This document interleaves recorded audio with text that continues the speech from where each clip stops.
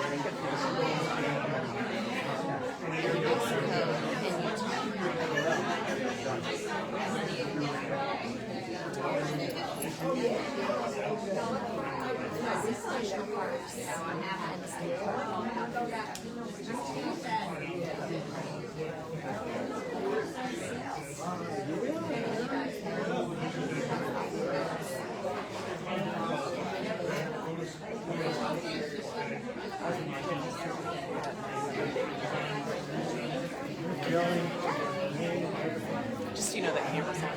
Are y'all holding? I'll get out of the field of view. There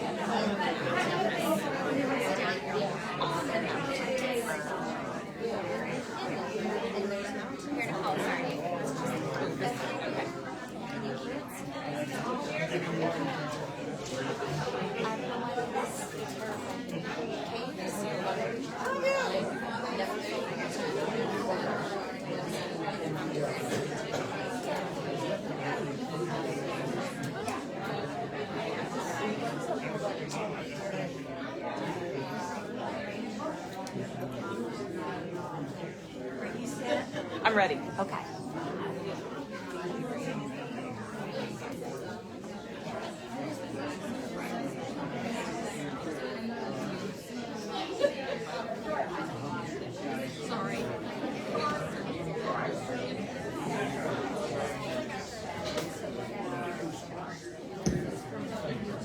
Welcome, welcome, welcome. We're so glad you're here tonight. I'm Corey Duty, President of Lake Travis Democrats, and we are welcoming all the people here that are from other clubs across Travis County. And we're delighted to be co-hosting with Voices for Progress. And here's Jennifer, and here's Kelly. And we are ready to go ahead and get started with this workshop.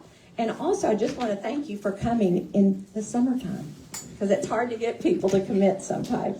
So Claire Campos O'Neill and Nicole Abshire launched the Voucher Scam podcast, a 4-episode series highlighting what education vouchers really are. So let's hear the truth from them. What do you say? Yeah? Okay, let's do it.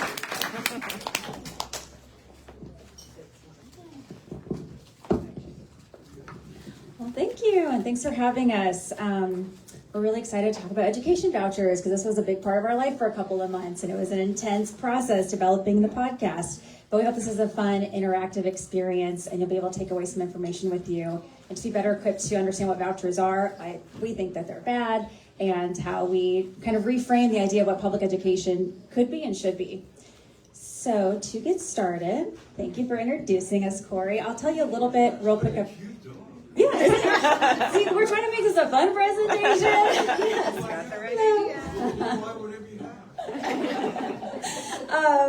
First, I have to tell you, we're going to tell you a little bit about the Mothers for Democracy Institute because we made the podcast underneath this organization. And it's a 501c3 nonprofit organization, and our mission is really to educate and inspire folks and demystify the political process so that they can be equipped to be better citizens. So we started off our nonprofit organization, which we formed about a year ago with Nancy Thompson, and created the Voucher Scam. So Nicole, why don't you tell them, why did we talk about vouchers first? Well, I mean, to back up a teeny bit, Claire and I actually started another podcast before this one. So we're becoming podcast experts, wink, wink.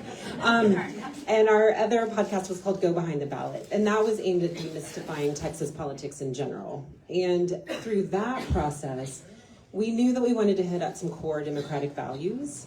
And education vouchers became the perfect way to do that. It gives us a way to talk about money and politics, gives us a way to talk about the value of public education, gives us a way just to talk about the battle that we're in right now in this country. So vouchers became the perfect way to do that. It also, of course, the timing of our dear governor and pushing them like crazy the way he did also gave an urgency to it all. So here came the voucher scam.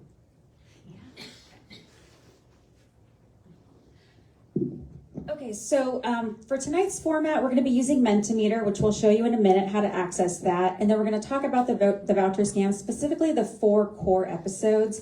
The show, it's kind of like an investigative series, like if you listen to Serial, it's that style of podcast. And we also have some bonus episodes that we're not going to talk about in this presentation, but there's more content on our podcast feed if you have listened to it or plan to listen to it. And then we'll have some time for Q&A at the end. Okay, so this is Mentimeter. So if you have your phone and you want to play along, you can scan this QR code, or you can go to www.menti.com and enter this code, and you'll be able to share your thoughts throughout the presentation, because we'll have moments where we'll pause and we'll do word clouds and we'll do some audience participation. So try to get on there. Once you're on, you have the option to do a little thumbs up. So you can show us your thumbs up. If you need help, let us know. We should go grab the guy from the front. Die. Waiting for presenter. That's good. That's a good screen. Yeah. So, it's the right spot. Yeah. So the code is 512. Yes. If you go to menti.com, it'll prompt you to enter the code, and you'll put it in there, and then it should take you to this specific presentation. How come his thumb is red and mine is white? I don't know. One of you have an Apple and the other an Android? No, they're both. That's a good question. Mine's red. Yours is red. Mine's white. Oh, okay. Every other. Yeah, I wonder if we chose that in our presentation. Did you get it? No, I did.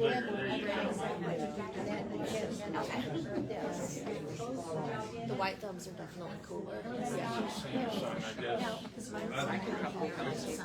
That's right. Is there anybody that needs Nicole will circulate if you need help. So raise your hand if you need some help. This is for Janine. Yeah.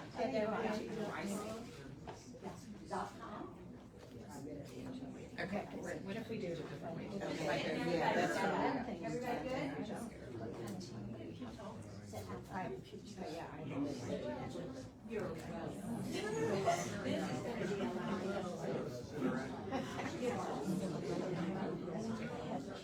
I think the colors are random. And if it just doesn't work, that's okay. You can borrow your friend's phone and you can enter multiple responses on one phone. The 5125.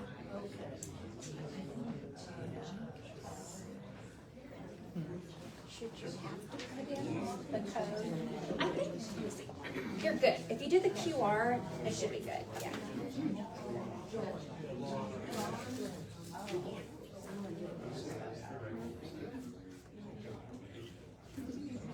Okay, great. Thank you.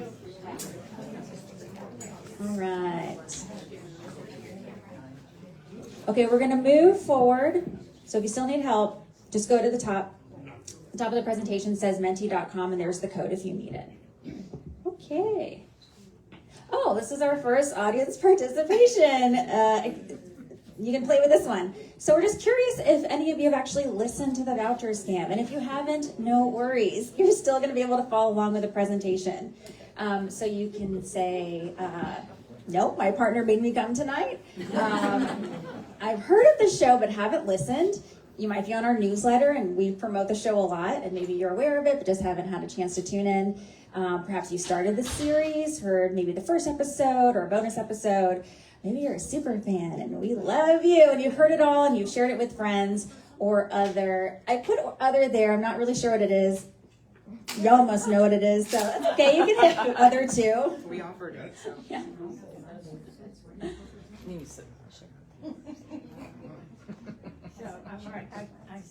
So the most popular answers.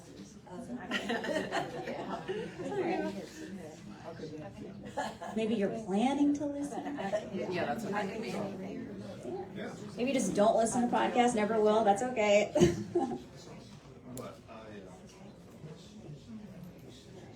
looks like everything's the same. All right. Well, we'll give you a nice recap of the show, and if you want to learn more, definitely listen to this series after this presentation. All right. Okay, these are our goals for tonight. We want to give you just a basic understanding of what education vouchers are. We want to share what happened in the past 88th legislative session, where this was a hot topic, and then give you some predictions of what we think is to come in the next legislative session, because things have changed. They're always changing. And then here, Nicole, I'll give this to you. Okay. Well, actually, I have to give Claire credit for finding this quote from Nelson Mandela. But education is the most powerful weapon which you can use to change the world. That definitely hits close to home for both of us. It's obviously, or maybe not obvious, but it's why we chose to start with education vouchers. This really is what we believe. Okay. We're going to start you off on episode 1. We're just going to listen. Oh, this is the trailer. I'm jumping ahead. This is the trailer for the whole show. So it gives you an idea. In the fall of 2023, Texas is poised to make a big decision about public education. And the outcome could fundamentally change everything as we know it for generations. Parents also deserve education freedom. The way to do that is with school choice through state-funded education savings accounts. Governor Greg Abbott and his supporters are pushing for education vouchers, which would move public money to private schools. Vouchers are disguised as parental choice and parental rights. Because who would be against parents having rights? Who would be against school choice? People have a negative connotation with vouchers.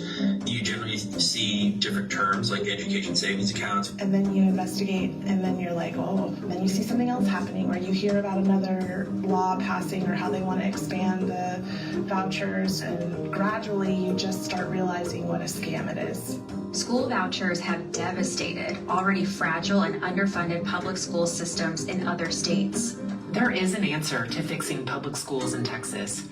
But first, we have to understand what's happening with vouchers and be ready to take action. It is complicated on purpose. If the school finance system was easy to understand, more people would be engaged. There's a lot more going on than just two sides fighting it out over an issue. There are some very core values that are being debated and fought over. The vision is to untether us from any sense of place and community. From the Mothers for Democracy Institute, I'm Claire Campos O'Neill. And I'm Nicole Abshire. And this is The Voucher Scam, a 4-episode series with a point of view that school vouchers are bad for public education and democracy. Each week, we'll uncover what's happening with the push towards vouchers in Texas, why you should care, and what we can do to save public education. The Voucher Scam premieres fall 2023.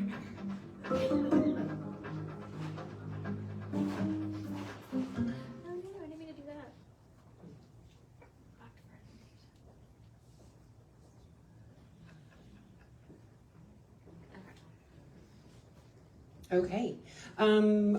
Well, these are episode titles. So, of course, we're going to start with episode 1, Vouchers Are a Scam. The second one is Follow the Money. The third is the Edgewood Experiment and the History of Vouchers. The 4 is where we make our case that public education is a public good. And then, as Claire was alluding to, we have several bonus episodes. We've actually done a lot more of those than we imagined that we would. We've spoken to women in other states, in Arizona in particular, who have their own voucher program. We spoke to a rural superintendent here in Texas, heard her perspective.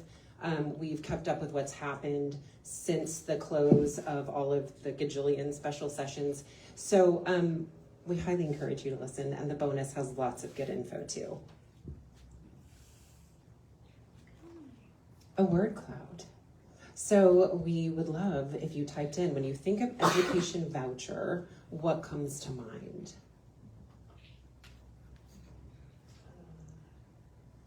And anything goes.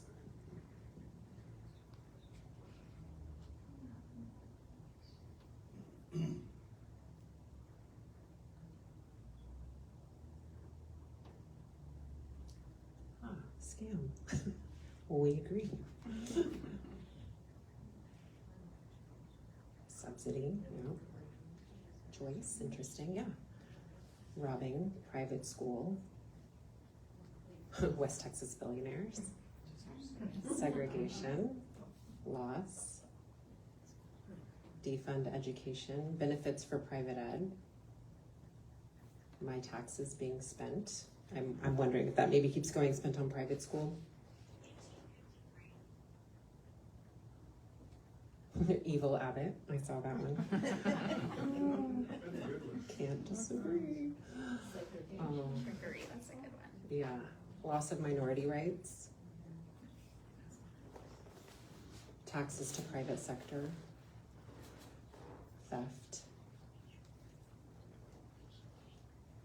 Rich people. Bad juju. They're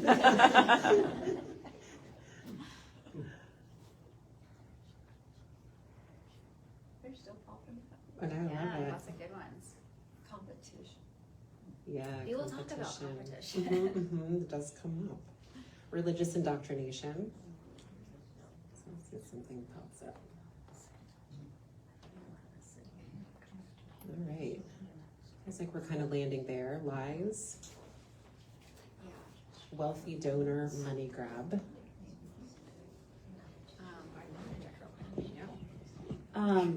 This is a really fascinating word cloud, and I appreciate seeing everything that y'all are thinking here in the room.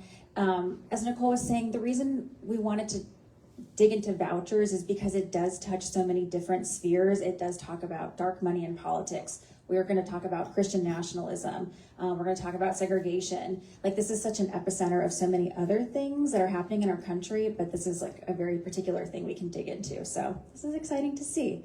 Our show hits on a lot of these words that are coming up. Episode 1. Here we go, episode 1. We're going to play like the first minute and a half of episode 1, just to give you a sense of what we're going to get into, and then Nicole will share more about what we actually dive into. All of our episodes are about 30 minutes, so we'll do about 5 minutes on each episode.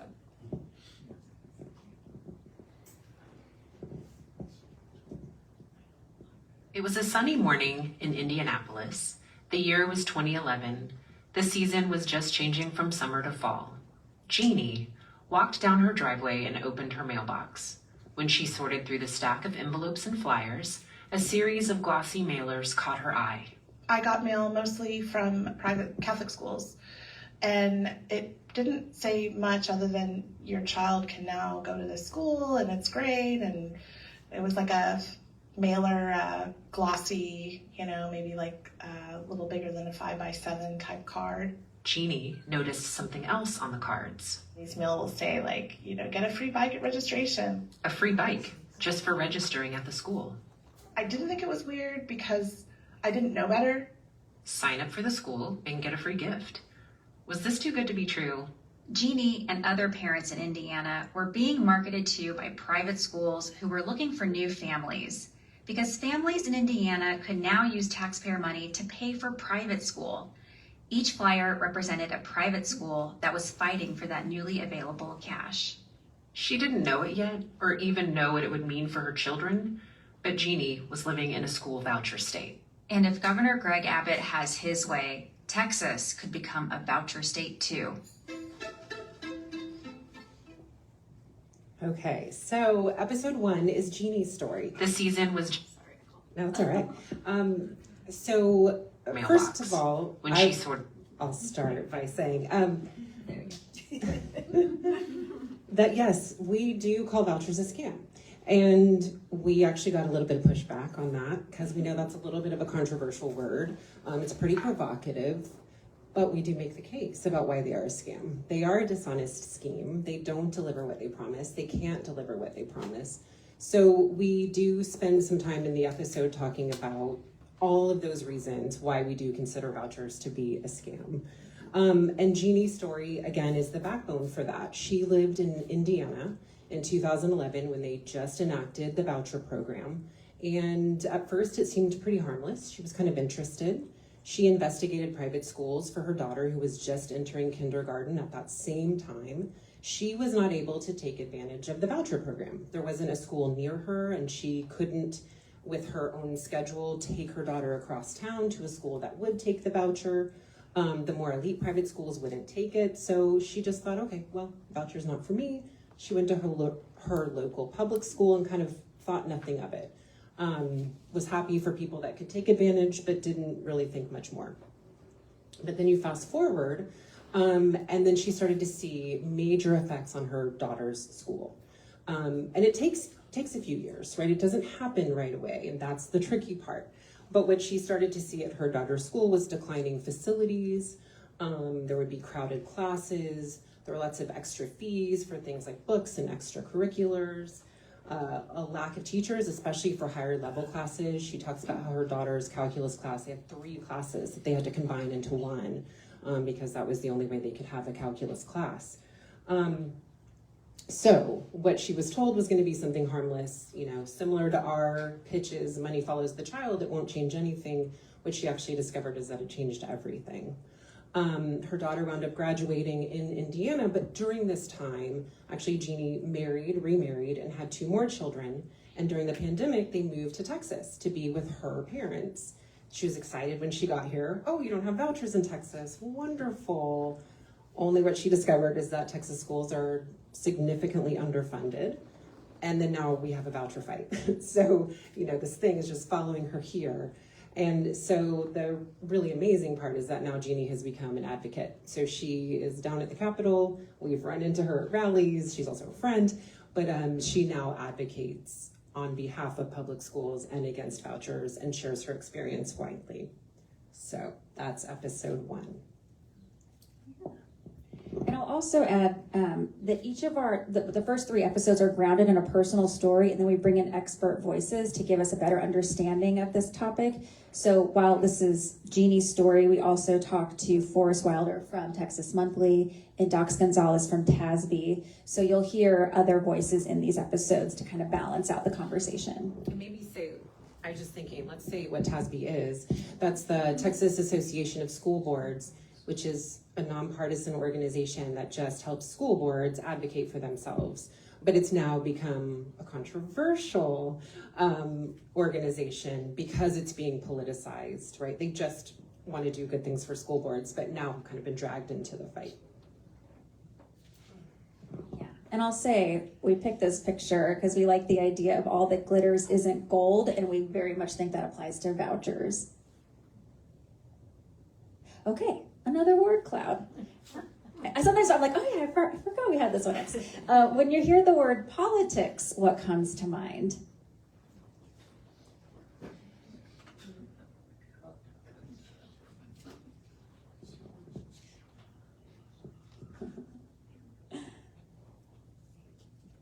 And this will help us we get into episode 2, which very much plays in the political space. We have hostage, money, influence, untruth. Dirty. Yeah.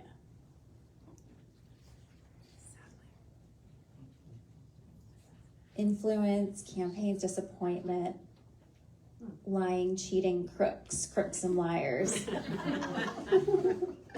Blind ambition, deception, anger. What is wrong with Texas? Well, we don't have vouchers though, so something is going right. I like ugh. Yeah. like Nicole mentioned, we had a previous podcast, Go Behind the Ballot, and we did a series where we recap. What we're talking about the legislative session? The good, the bad, and the... We called it the good, the bad, and the like what, happened in this session.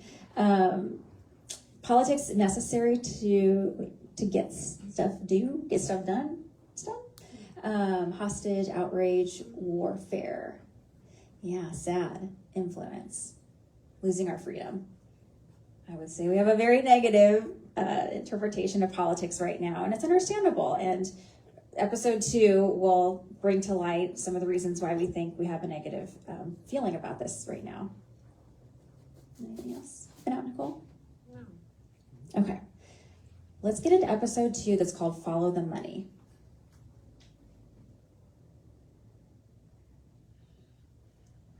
I mean, it is that feeling of betrayal. To think that he's not even having conversation with us now and has voted against us throughout. We got betrayed, and let's try and figure out why. That's Chris Tackett. In 2014, he became a school board member in Granbury, Texas. Before that, he wasn't really politically engaged and didn't know much at all about local and state election funding. I mean, I only paid attention to politics at the top level, and at the local level and state level, I really didn't pay any attention. Chris was about to pay a lot more attention to the role of money in politics. Granbury, Texas is a small community just southwest of Fort Worth. For many years, Chris had coached youth sports and served as a president of the local softball and baseball association. I loved working with the kids, right? The things I've been able to do with the baseball league, I think those skills translate pretty well into public education. So Chris decided to run for school board in 2014. Okay, so episode 2 is called Follow the Money, specifically the dark money, and we follow Chris Tackett's story. Are any of y'all familiar with Chris Tackett? Yeah, if you're not following him and you want to understand more about money and politics, specifically Texas politics, I really recommend following him on social media. He has great videos where he explains what's happening, and he really helped educate me and Nicole on why our state is the way it is, and the big reason is because of money. So we start out this episode talking about Chris Tackett's story, and that was, as he shared in the introduction, that he was this ordinary guy who wanted to make his community better, so he was coaching sports and then kind of wanted to level up his public service, ran for school board, and became a school board trustee. And when you're a school board trustee, you know, you're in charge of the budget and the overview of the school, but you can't increase your budget. So they realize we have to get our state representative on our side and have him understand what we need him to go to the Capitol and advocate for. So when he was a trustee, there was a man running in his district named Mike Lang, and he was a candidate. And they met with Mike Lang and they said, hey, Mike, this is what we want you to go to the Capitol and advocate for. Say no to vouchers, increase school funding, you know, have our backs. And Mike said, yes, of course, I'm going to do all these things. Well, then he becomes Representative Mike Lang, and he does not vote the way that they had voted. So they reach out to him and they say, Mike, did we, miscommunicate with you? We thought we made ourselves clear. And he wouldn't return their calls, and they couldn't get in touch with him the way that they had hoped. So Chris was like, what is going on here? I don't understand why I couldn't take him for his word. And it sounds very naive, and we say in the episode, you kind of think, well, politicians lie, but he thought this man was going to stand behind what he told us. So we went to figure out why Mike Lang wasn't following through, and his suspicion was that it was money, and it happened to be money. It was the money behind Mike Lang's campaign. Has anyone here run for office? Just curious. Well, in the back, yes? Yeah. Okay. So when you run for office, I ran for office, so I had to learn this the hard way. Whoever donates to your campaign, you have to file that with the Texas Ethics Commission. So we could all go right now and look up who has given money to the folks who in the room who have raised money. But it's a very complicated website to, one, use as a candidate, and to understand as just an ordinary citizen. But Chris took on this challenge and he was like, I'm going to figure out what's going on here. So he went to the TEC website and he found that it was a few folks who were giving Mike Lang all of this money. It was particularly Tim Dunn and Ferris Wilks. And that made him question, well, what are they wanting in return for their contribution? And the more he learned about the Wilks brothers and Tim Dunn, he realized that a lot of their ideology is about Christian nationalism. So this is when we start to understand that there is something else at play with the State House. And Chris started to realize not only were they giving to Mike Lang's campaign, they were giving to other candidates throughout Texas. They figured out they could get their best bang for their buck in State House races. And they're still doing this. Other millionaires are doing this in Texas politics. And this was a really important thing for us to highlight in the voucher scam, because I think people don't realize that vouchers, the way they're presented to folks is it's school choice, it's parental choice, it's packaged in this way that's palatable. But when you really dig deeper, like Nicole was saying in episode 1, you realize it's not a grassroots movement. Parents aren't asking for this. Parents are asking for smaller classrooms, more recess time, more electives for their children. And the billionaires are able to use their money and influence to make it appear as though vouchers are popular when they're not. They don't even poll well. That's why they call it education savings accounts. Like, they don't even call it what it is. So this is something we really dug into in episode 2. Anything else I'm missing, Nicole? This episode does a lot of work. I really recommend listening to it. We also talk about Christian nationalism and some of the different bedfellows that come together to push vouchers and why we should be very suspicious of them as just a public. Okay, let's move on to episode 3, which is about the history of vouchers. One day, back in 1998, San Antonio teacher Diana Herrera started to see something strange happening at her school. I had parents coming to me and saying, I'm going to withdraw my child. Why? What's going on? Well, we're going to a private school and they're giving us a voucher, money for this. Students at Diana's school were being recruited for a special school voucher program in San Antonio, in a district called Edgewood ISD. Teachers are saying, well, something's going on, what's going on? Edgewood knew nothing that was coming toward us, nothing. Edgewood is on the west side of San Antonio, and it's one of the poorest school districts in Texas. And back in the late 90s, it was also the site of a little-known 10-year voucher experiment. A small school district, 16 square miles, and they're coming in with vouchers, but they're only taking my gifted students at every campus. You handpicked your students. It was called the Horizon Scholarship Program, and it had a price tag of $50 million. Today on the voucher scam, we're going to zero in on Edgewood because it is the central station in the battle for equality in Texas public schools. Like at this very exact moment that vouchers are coming back into view, and they've never left us. They've never left us. Every time they reconvene, here we go again with vouchers, and then the last day in May comes around, and they shut down without even discussing the inequities in funding. It turns out that if you scratch the surface of what's happened at Edgewood, you'll see a much longer history, one that is rooted in racism and classism. Well, I'm just curious, who has heard of the Edgewood experiment? James Leininger. Yes. The hospital bed king. Yes. And a real a-hole. You said it. I know. Yeah, he's quite a figure.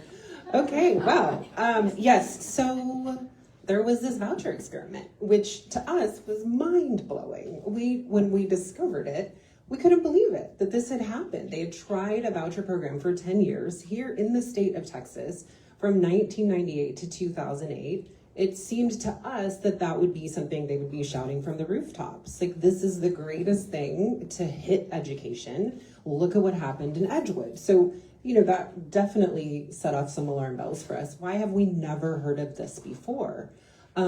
So we dug into the Edgewood experiment and amazingly met Diana Herrera, who is a long, I mean, I don't think she's lived anywhere but Edgewood, and her whole family has lived in Edgewood. So she really knows the history, and then became an educator in Edgewood. I think she taught for 40 years. I mean, it's wild. She really knows everything about everything.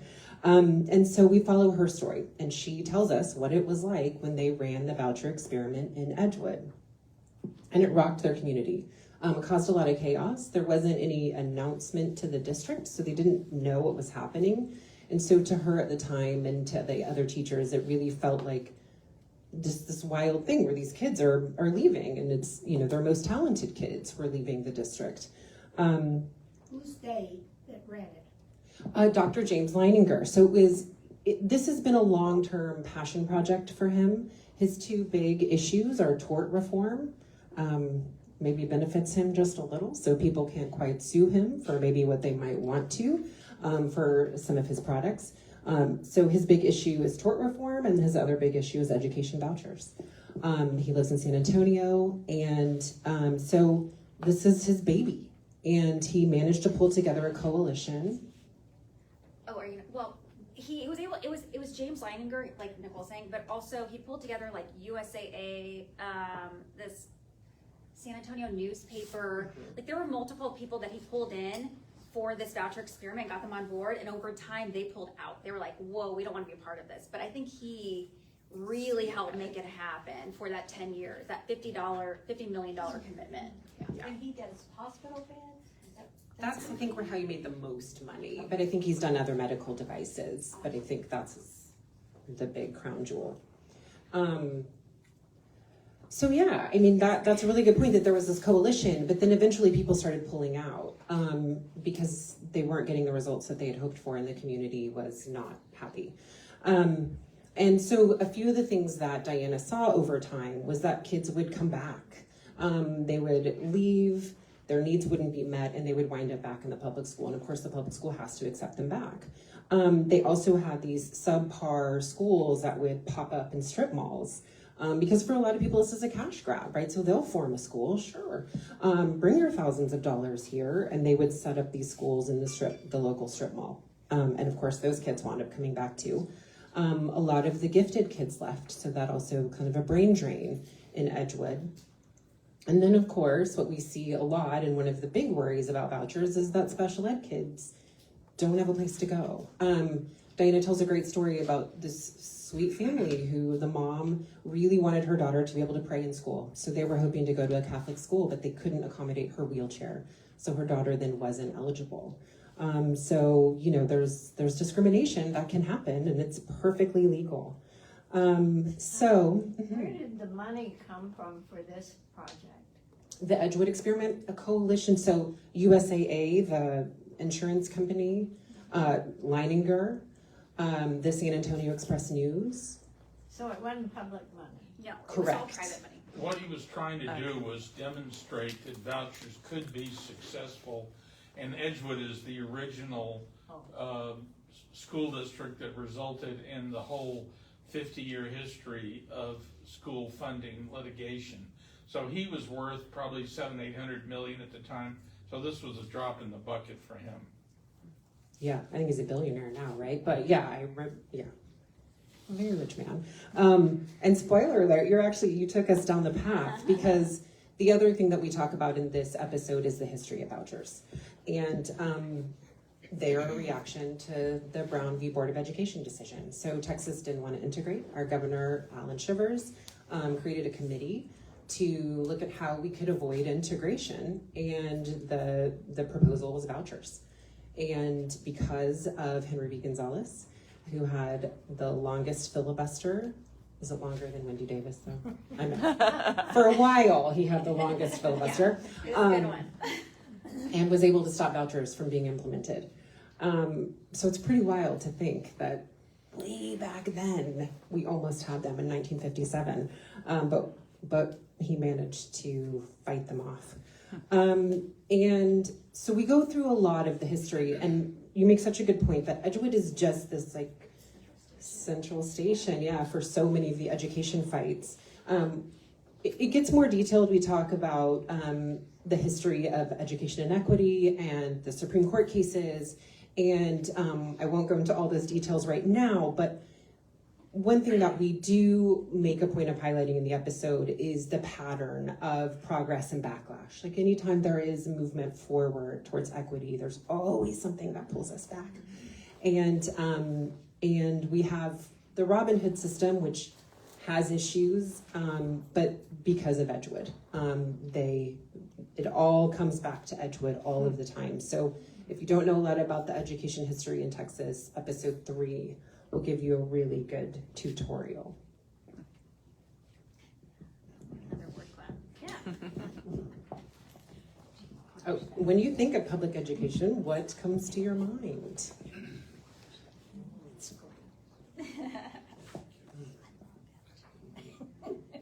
I heard it's great from the audience.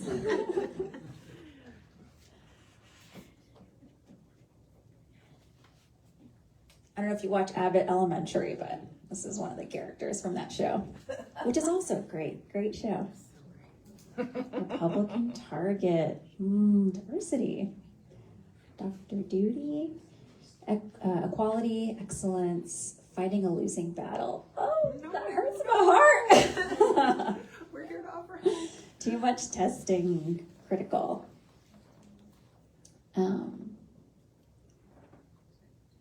Democracy Gateway. Oh, Foundation of Democracy. These are good ones. These are going to lead into episode 4. Yeah, economic leveler. That actually just came up for Claire and I recently. Mm-hmm. Equality, critical, school lunches, needs money.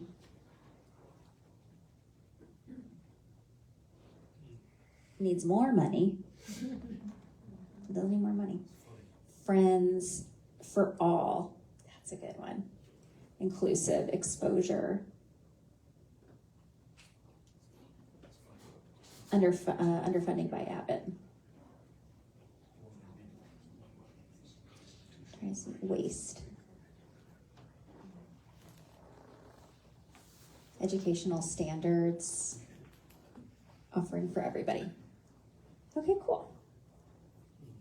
All right, let's listen to a little bit of episode 4, which is called Public Education as a Public Good. Yes, we'll pause for a question. Something interesting that didn't pop up was the constitutional right. Yes. Thank you for saying that. Yes. Friday, November 17th was a big day. For the first time in many years, state representatives heard and debated an education bill that would bring vouchers to Texas. Claire and I were there. We were among about 75 people sitting in the gallery, watching the proceedings on the House floor at the Texas Capitol. The pro-voucher folks wore t-shirts that said Parents Matter on the front and Kids Matter on the back. And the public education supporters wore red t-shirts because red for ed. Emotions were high. It was the end of the 4th special session, Governor Abbott's 4th attempt to push vouchers through.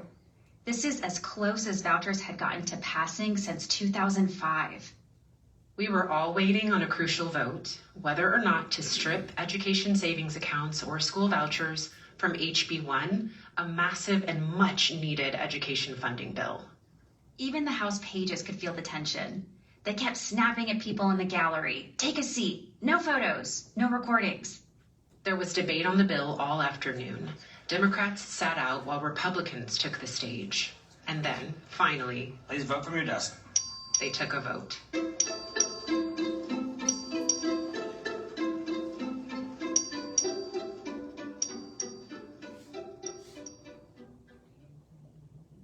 Very suspenseful. Okay, public education is a public good. Was anyone there that day? Were you there? No, I wasn't there, but if anybody cares, I have the spreadsheet of everybody who voted for vouchers that day, and would be glad to send it to anybody who wants to know who those 64 people were. And one of them happens to be your House representative in this district. Yeah, that's good information. Definitely follow up on that. So we were there, as we said in the episode, and while we had hope vouchers would fail, you just never know. So we were on the edge of our seats. We didn't understand what was gonna go down. And what was interesting was the debate on the floor was between Republicans.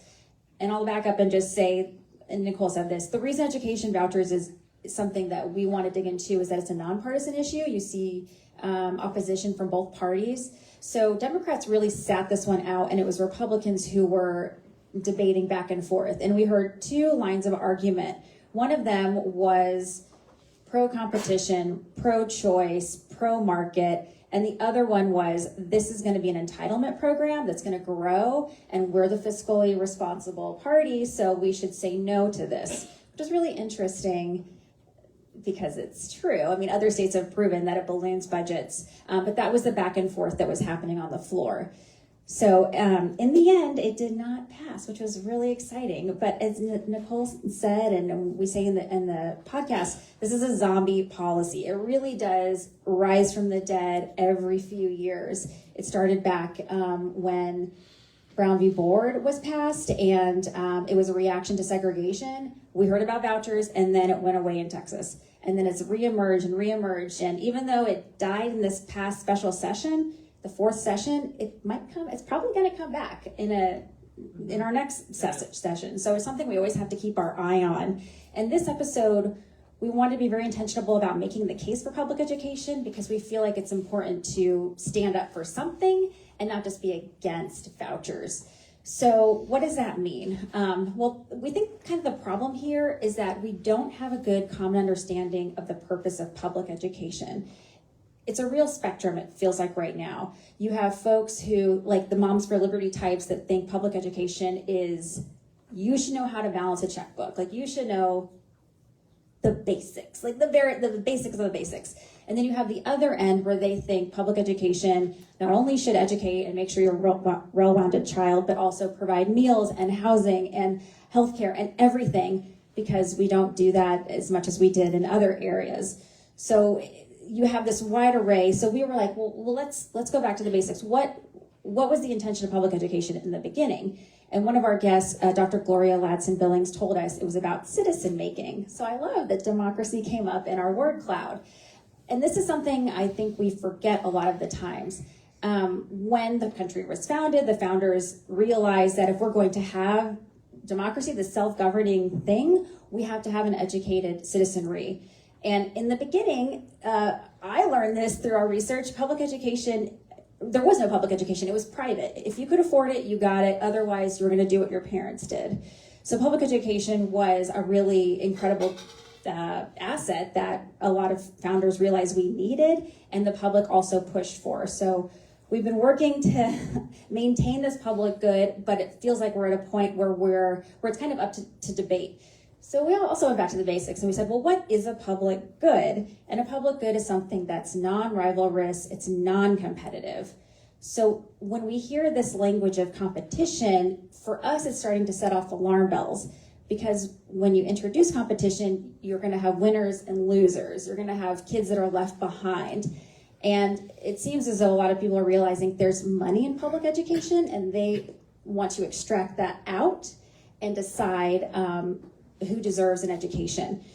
So this is something we really wanted to dig into in this last episode and make the case that we want to recommit to public education being a public good. And also recognizing that educating children is not cheap, but it's worth the long-term investment. And it's something that we should be committed to because it benefits all of us. So also challenging this individualism language that we hear a lot too, and going back to a communal, it benefits all of us. So we need to prioritize that. Anything else in this episode? There was a lot that happened in this episode. That's the good stuff. Well, do you want to mention? Well, the thing I'm pointing out unclear as part here is that, we see this move towards privatization in so many areas. Take the microphone. Oh, sorry about that. We see the move towards privatization in so many areas, right? Private prisons. And so one of the things that came up in the conversation we had, I think it was Jennifer Berkshire, right? Who, it's when you start to think about what is going to happen to children if they don't get educated, and then the whole idea of a prison pipeline becomes really real and scary.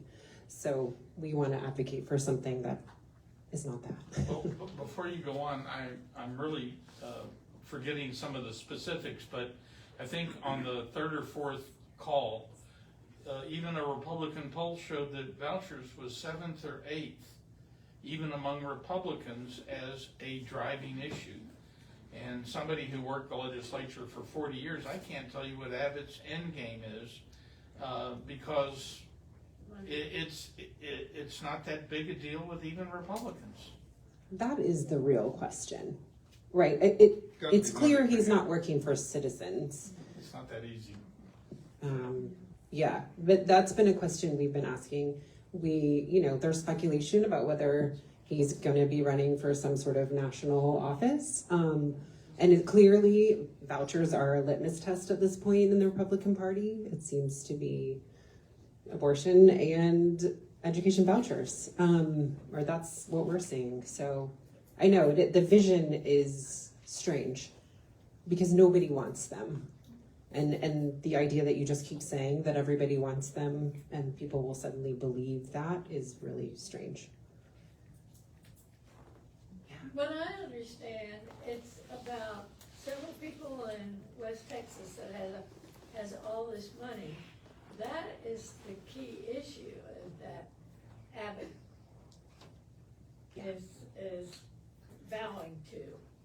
For sure, right? The Tim Dunns and the Ferris Wilks of it all, but then also he got the $6 million from Jeff Yass in Pennsylvania. I mean, it's definitely a national trend, and he used it, and he used it well. He was pretty successful in the people he campaigned against. Yeah. Well, I might be able to answer my own question. The billionaires want a Christian nation. Yeah. Yes. And public schools are secular by nature. Yeah. They serve everyone. And James Tallarico is probably the ultimate surgeon in leading these people down a path about 10 commandments in the room, or chaplains who aren't even certified except on the internet to be counselors in schools. So they're trying to destroy public education because we're a bastion for diversity and for secularism, but it doesn't need to be godless. Right. Yeah. That's the real end game. Yeah, I have another thought, and this is circling back to episode 1 with Jeannie. I think the thing parents need to remember, because I'm sure there's still folks we're not going to convince, and that's fine, but the thing I want them to remember is the end game is for us to not pay for public education, is for it to become something parents pay for, like higher education. It's getting more and more expensive year after year as states put in less money, and it becomes more of a business model. So I think that's what we need to keep in mind, is that they don't want this for everyone. And as a parent of 2 young kids, I am going to do all I can to stop that, because I pay for childcare right now and it's not cheap. It's like $1,200 a month. So to think of also having to pay for elementary school and high school and middle school and high school is it's frightening. And Jeannie tells us this in episode 1. She said over time she started paying for more things because the budget shrunk. So they had to pay for textbooks and they had to pay for athletic things in the past you would never have dreamed of paying for. And they would hold back diplomas. They would hold back diplomas. So if you had a debt, if your child had a debt, you weren't going to graduate until you paid that debt off. Wow. Yeah. Lunches. Yeah. Okay. So we'll have time for more questions, but let's just wrap up really quick and do one more word cloud. Share with us what you think when you think of the word democracy.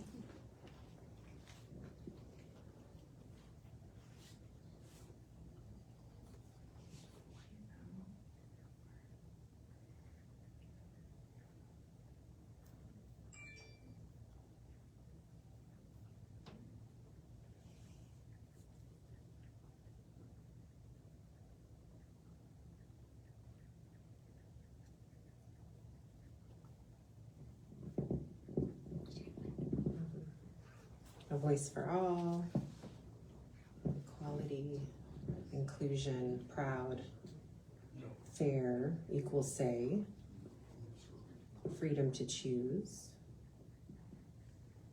progress, The least bad government. I understand where that's coming from. Yeah, different viewpoints. Constitutional republic. Chaotic. It is, right? It's messy. Power of the people. Messy but works. Messy? Something we cherish. Under multifaceted assault. Yeah. Oh, and now we can do questions. And before actually we open it up to questions, I'm going to jump in. We want you to have takeaways, obviously. And so we have talked a lot about the myths, right? There's such benign things that are said about vouchers so that if you didn't know better, they sound benign or they can sound great, right? So I just wanted to go through kind of just a list of the things that I feel like you hear again and again. The first one being that vouchers won't hurt public schools because the money follows the child, which is just a gross oversimplification, right? Obviously, if you remove any money from a school, they still have to provide for who's left. And if you start taking away from that budget, it affects every child. So that's just a real, again, oversimplification. So, and a quick point on that. Yeah. We're funded in Texas on what they call ADA, average daily attendance, not average daily membership. And the difference is if it's based on membership, so you got 30 kids in a classroom and 5 don't show up, that teacher still has to be paid. But if on a membership basis, but on an average daily attendance basis, overall the budget is shrunk by the dwindling attendance, and we're getting down to around 90% attendance. yeah, it's good. The next myth is that vouchers get poor kids, out of failing public schools. And of course, something that we know is that either the voucher may not cover the full cost of the private school, or if it can cover the cost, it could be easily a subpar private school that pops up and just wants to benefit from that infusion of cash. And also, public schools do an incredible job. So just this one thing that came up when we talked to, I'm completely blanking on her name. It'll come to me in just a moment. But the superintendent from Alpine, Dr. Michelle Reinhardt. One of the things she said that just has always stuck with me, she was saying how this fight has created these perverse incentives. And one of the things she was referencing is that she could have never imagined the ways that public education is being denigrated at this point for this goal. And it's really heartbreaking to know the hard work that people are doing with so little. And especially in her community, she makes such a great case for the ways that their schools bring them together. And it's an incredible story. So it's really heartbreaking to me. Isn't part of that myth that kids can go anywhere? And then when you listed the alternatives at the beginning that Jeannie had, the elite schools wouldn't take. Oh, right. It's not, but people think, oh yes, the poor kids can just go in. Now they get to go to this wonderful school. There's so many parts of that. So if you didn't hear what she was saying, she was like pointing out the myth too that the option to go to private schools being open to all children is, you could think that's a beautiful thing, but elite private schools probably aren't going to take a voucher. They've got waiting lists. They don't need the voucher. That's one part of that. Also, obviously, there's an application process. Those schools do not have to accept anybody they do not want to accept. Also, if they were accepted and did take a voucher, the voucher probably isn't going to cover the full cost of tuition. How is that family going to make up that gap? Oh, sure, they can apply for a scholarship. But once again, like the burden is on a family that's already burdened. And then there's all sorts of other costs, right? Do they live close to that school? How are they going to get to that school? Do they have a cafeteria? Do they have uniforms that they have to wear? There's so many factors in this. It's just not as simple as that. The other myth, right, is that vouchers are about parental choice. This is what we're just talking about. It really is that the private school gets the choice, right? They get to decide who they accept, and they get to decide what services they provide. The other thing that vouchers are about, parental freedom. Again, right, it just doesn't make sense. The freedom exists in the private school. They can accept or deny who they want. They can kick out who they want. There doesn't have to be a formal grievance process. They can just say, you're out, and that's it, and we get to keep your tuition money. There's not a democratically elected board at private schools, so you don't get to have a say in leadership in the same way that you do in public schools. So basically, they have no accountability. Exactly. And here's the thing, right? We're not anti-private school. Right. We shouldn't have tax dollars in private schools. So you don't see any child with special needs in a school, a voucher school? Because the market isn't going to probably bear, yeah. Well, and I'll just speak to that. Sorry, my oldest nephew is on the spectrum, and my sister and her husband spent a year in Phoenix, Arizona, and it was a very large question as to whether or not my nephew is going to be accepted in any school. And he's not, he's mostly a regular kid. He just needs some educational assistance. But it was important for my sister to have her two children at the same school together, and literally, she was waiting and waiting to hear whether or not her oldest son would be accepted, whereas his sister was accepted immediately, I'll just say. But again, that's a big burden on somebody. I mean, in her situation, she's a stay-at-home mom, so yeah, she can drive them, but, she wanted to be at a school, like, close to where they live, and, actually, I don't even think there was, like, any other choices in the area in Phoenix other than this charter school. So it is a real problem. But in public education, you do not and cannot say no. You take them all and educate them all. You have to provide the services that they legally are required to have, yeah. And then the last one, right? Governor Abbott likes to say that public education indoctrinates rather than educates. But of course, that doesn't make any sense. And we also know that when he went on his tour to promote vouchers, every school he visited, I think, we learned this except one, was a private Christian school. So, I mean, he knows who his audience is, right? Okay, those are the myths. Yeah, well, and I'll just say, you made me think about this, about your family member's experience is, like I said, I have two young children. I have a son that's gonna be in first grade, and then I have a 3-year-old.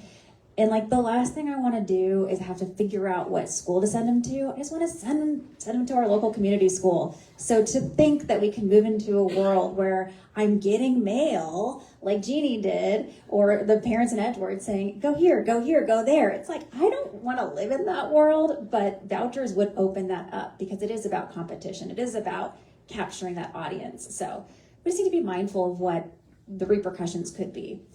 And with that, let's have some questions. Feel free, yes. You know, we hear on the news, on all the newscasts, we hear all this vouchers. Why don't we hear, if you want to check out vouchers, check Edgewood? Yeah. You know why? I've never heard of this place, as most of us have never heard of. It's a messaging issue. So we need to get that message out. Check it out. You know, listen to the podcast. And also, okay, parents get to choose your school, but they don't get to choose the health of their child. You know? Yeah, Edward is still bubbling around in our heads, and we're trying to figure out if we continue with the voucher scam, what we would dig into. And we think it would probably be Edgewood and what's happening there now, because what we're hearing is that some of these school districts are dealing with significant debt. They can't balance their budgets, and some of them are having to become insolvent.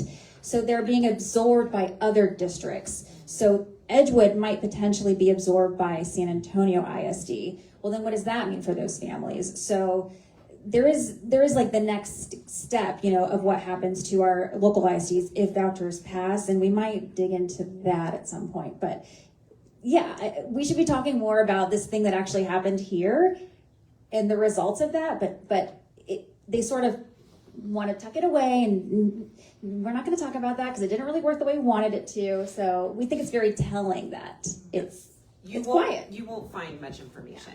It was really difficult for us to find much. It's really hard to find. I just wanted to mention, yesterday I had a conversation with a special ed parent whose child is on the spectrum, and they're in Houston ISD.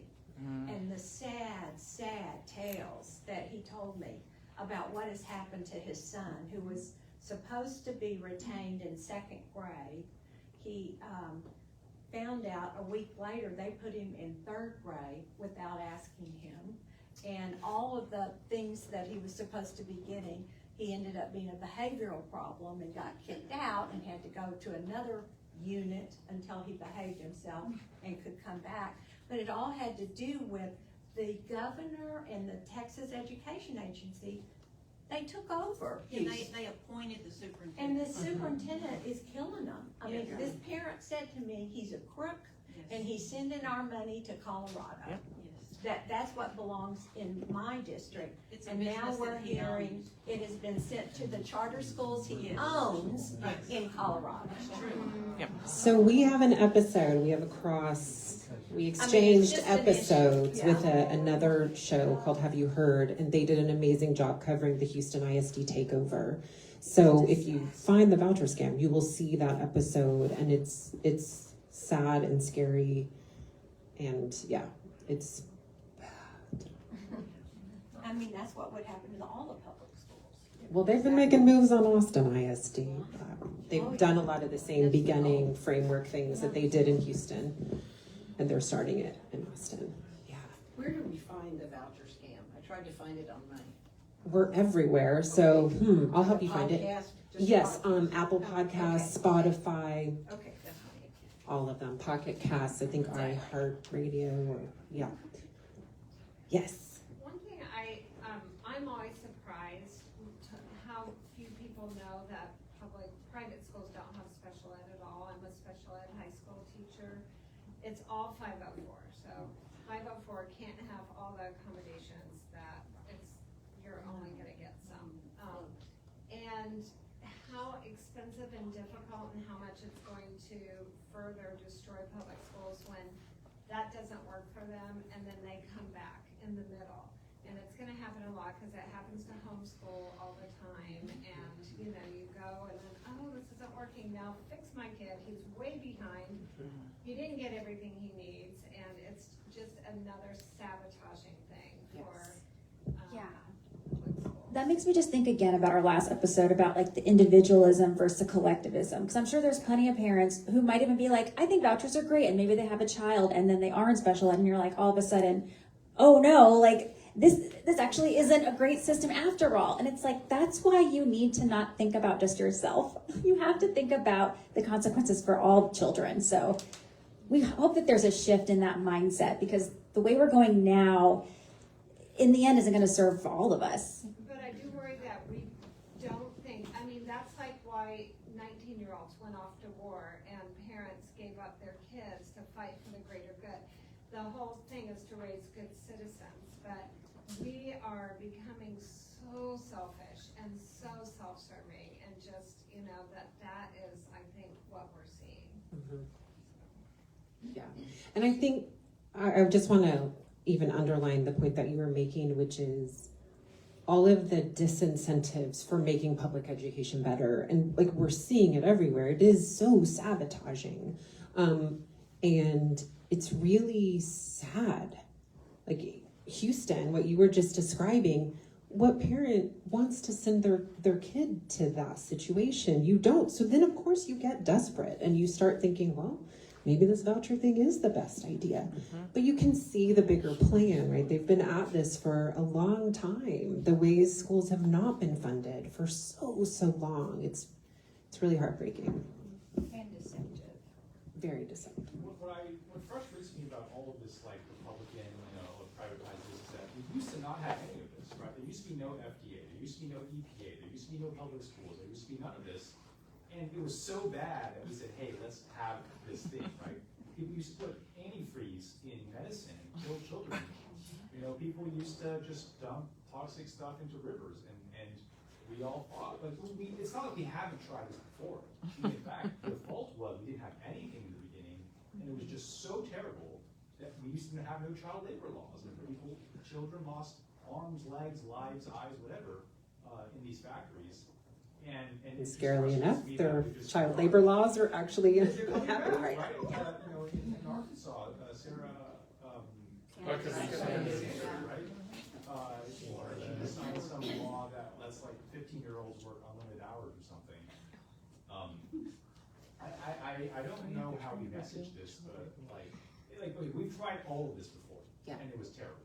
I think that's a key point. That's something that Claire and I spent a lot of time and energy really thinking about, because it feels like a narrative war, right? There's something definitely deeper, where the idea that individualism wins and is better and is good, and it feels like it's winning right now in so many places, not just education. And so there is something that I think we do need to re-message and grab back and share among the people that we know and love, that it isn't the way, right? Something that came up with us today was that we're interconnected whether we want to be or not. I mean, we just are, right? So if we don't create good outcomes for children, what are we doing, right? If youth has no option, they can't go to public libraries anymore because they don't exist. They don't have a decent school to go to.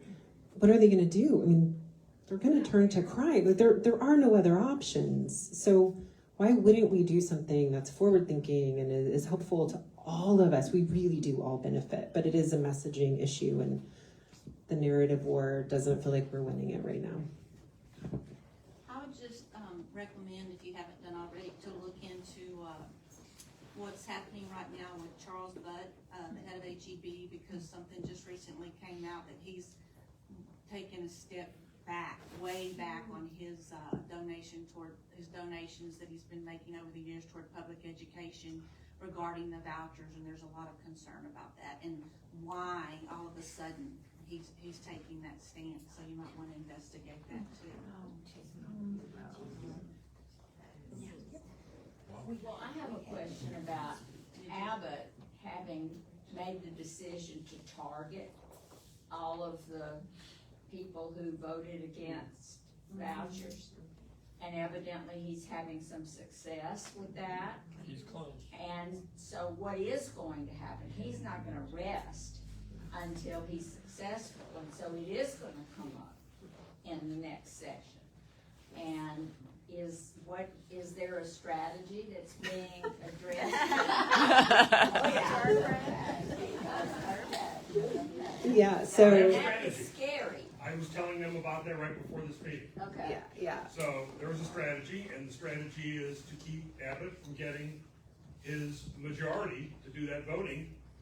But this has got to be something that's addressed urgently. You can't wait until through the normal process of preparing for the next legislative session. We need to attack it right now and in November. Yeah.